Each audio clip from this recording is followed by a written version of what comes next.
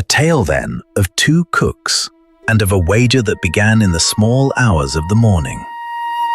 Long after the breaking of the last alliance, before the silver leaves of Lothlorien had fallen for the final time, the Lady Galadriel let it be known that she would set a feast against any who would dare.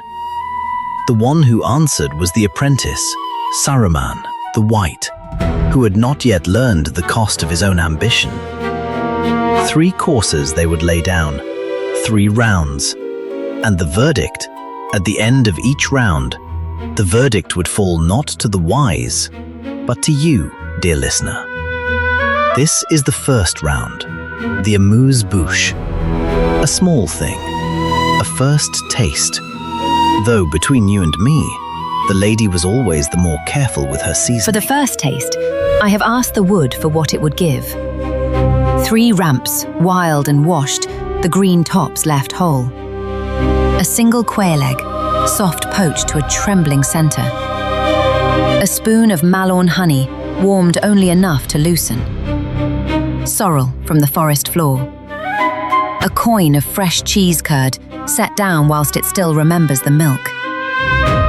The plate is small. It is meant to be small.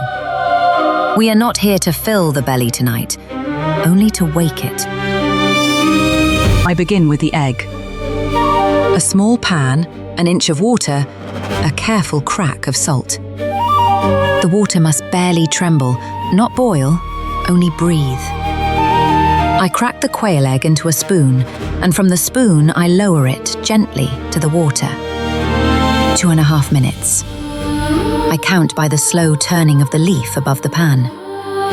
When I lift it back, the white is set, the yolk still gold, still living. I rest it upon a paper to lose the water it does not need.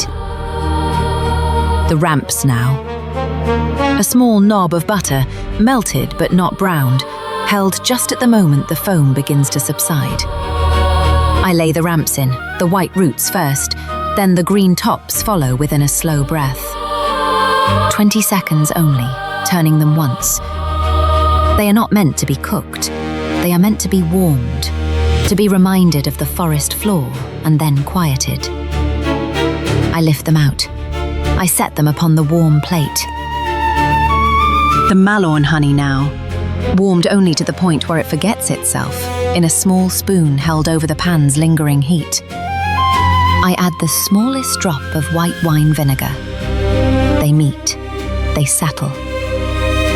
I lay the cheese curd in the center of the plate. I arrange the ramps about it like a small wreath. I place the quail egg upon the curd, gently as you might set down a bird's nest. I drizzle the honey vinegar across in 3 small movements. A torn leaf of sorrel above, a flake of finishing salt. Tonight, in the Hall of Fire, we eat what the wood gave us. The plate is white porcelain rimmed with silver leaf. The color is dawn. Wake it, you say? While you whisper to your herbs, lady, the kitchens of Orthanc have already grown hot. Listen, the iron pan is singing. My first course is a small thing also, but it does not whisper. A black charred parsnip, blistered over the forge until the skin splits. A spoon of bone marrow, roasted in its cleft bone, spread upon dark rye. Smoked salt, a turn of black pepper, freshly cracked. 3 bites, each bite a decision. None of them gentle. The iron is ready when a drop of water dances upon it and is gone before you can name it. I lay the parsnip down, split lengthways, brushed only with oil and a coarse turn of pepper. The pan answers. Smoke rises black and sharp. The kitchen fills with the smell of... For a moment, the heat grew too high.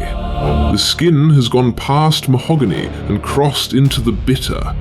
The smell of scorched sugar has filled the kitchen. I catch it. I lift the parsnip from the pan. the bitter edge. I will turn under in the plating. I begin the second piece, more careful this time, not less hot, only watched. The marrow bone has been split lengthways and roasted in the high oven these 12 minutes. I draw it out now. The fat has bubbled, the centre is soft as butter. The rye is on the hot pan, 2 slices, weighted with the back of a spoon so they kiss the iron. 30 seconds each side. Dark, crisp, charred at the edges. I scrape the marrow from the bone. I spread it thick, too thick by the measure of any restraint. A sprinkle of smoked salt. The marrow gleams, dark gold on the black rye. The bitter parsnip. I lay it bitter side down upon the plate. None will see it. The second parsnip, the one I caught in time, goes mahogany side up. I cut the marrow toast into 3 batons. I arrange them across the plate like 3 small bridges. I scatter coarse smoked salt, generous. A grind of black pepper. The plate is heavy black volcanic glass. It catches no light. It returns none. It is meant to be a thing that demands to be eaten. And so the first cooking is done. Both of the wise have laid down their tools. The lady's plate gleams white and pale. The apprentice's plate gleams black, with 3 small bridges of marrow toast laid across it. The stone wager table between them stands at twilight. I shall not say which I prefer, though were you to press me on it, I might confess that the scent of honey and ramps is the scent of my own back garden in summer, and the scent of charred parsnip is, well, the scent of charred parsnip. But I shall not say. The judging belongs to you. This is the first plate. A poached quail egg upon a coin of fresh curd, wrapped in 3 ramps, drizzled with mallorn-honey thinned by 1 drop of white wine vinegar, scattered with a torn leaf of sorrel and a flake of finishing salt. Small, 2 bites, 3 if you take it slowly. The wood gave what it had this morning. We have done little more than listen.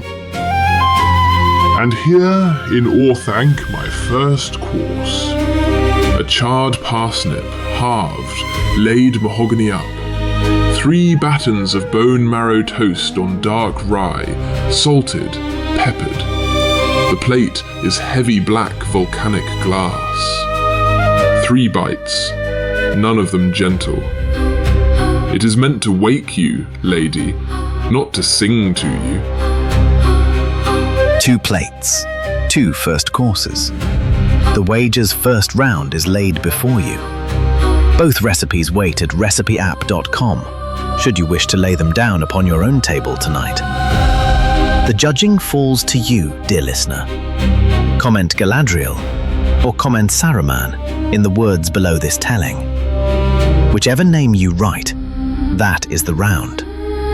Round 2 arrives in a fortnight with the main course. May your hand be steady, may your fire be clean, and may your verdict, when it falls, be just.